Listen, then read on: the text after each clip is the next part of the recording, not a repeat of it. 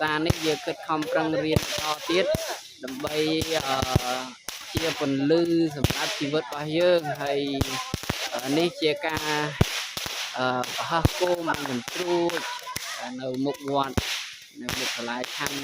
វត្តវិទ្យាល័យតាមបើមិនបាញ់ច្រើនដែរណាមកញាតិញោមទៅអញ្ចឹងជាធម្មទានជាការចែកអង្គបាញ់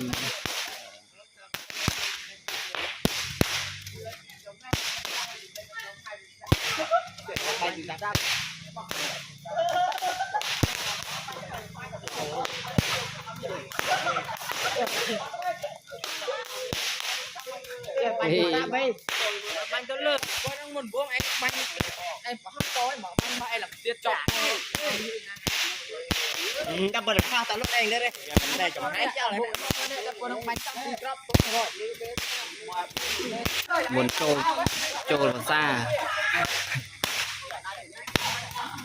សូមឲ្យចង្រៃទាំងឡាយទាំងពួងឧបទ្រពបងកណាចំតាមទាំងឡាយឲ្យនេះផ្សព្វផ្សាយទៅតាមរលកធាតុអាកាសឲ្យនាំមកនៅតែ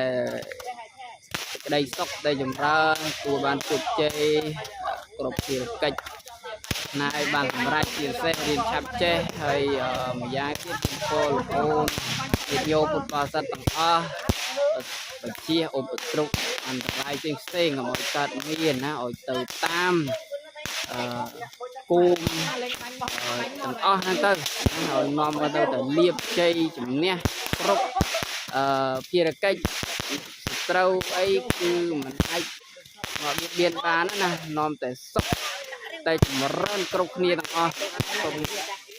អនុមោទនា